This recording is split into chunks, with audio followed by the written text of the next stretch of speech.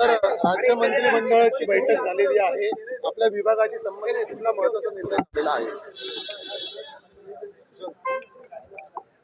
आज राज्य मंत्रिमंडळाच्या बैठकीमध्ये अत्यंत महत्त्वपूर्ण तेवढाच आवश्यक असलेला निर्णय जो अनेक वर्षापासून प्रलंबित होता. ॲट्रॉसिटी ॲक्टच्या नुसार जे लोक या गुन्ह्यामध्ये बळी पडले होते, जवळपास 889 लोक यामध्ये बळी गेले होते. ते प्रकरण प्रलंबित होते. ते 2006 पासून हे सगळे प्रकरण प्रलंबित होते. त्यांच्या वारसांना किंवा त्यांच्या नातेवाईकांना नोकरीमध्ये सामावून घेण्याचा एक महत्त्वपूर्ण निर्णय जो वारंवार प्रलंबित राहायचा, आज मंत्रिमंडळाने तो बैठकीमध्ये निर्णय घेतलेला आहे.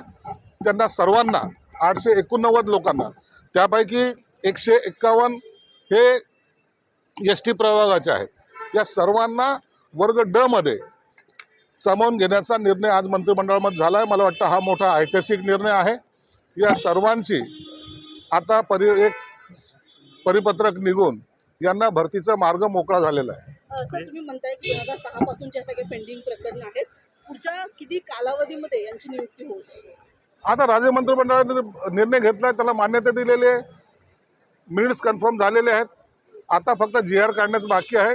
GR काढल्यानंतर प्रत्येक कलेक्टरला, आणि हे जे काही भरती होणार आहे ती फक्त सामाजिक न्याय विभाग आणि आदिवासी विभाग या दोनच खात्यामध्ये होणार आहे.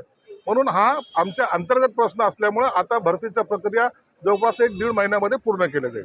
शिवभोजन थाळी बंद झाल्याचा आरोप विरोधक करत होते, मात्र आता पुन्हा निधी वर्ग करण्यात आलेला आहे. आचारसंहितेचा याला हे नाही आहे, क्रायटेरिया नाही आहे.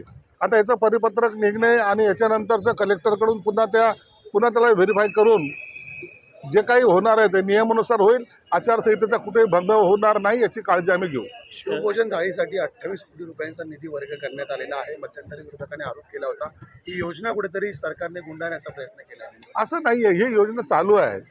बिल थकीत असणं हा भाग वेगळा, योजना बंद करणं हा भाग वेगळा आहे. म्हणून ती योजना आजही चालू आहे आणि त्यासाठी सरकारने त्यासाठी पैसे सुद्धा दिलेले आहेत. सर, हिंदी में जानना चाहेंगे सर, आज कैबिनेट मीटिंग की दिल्ली में ब्लास्ट हुआ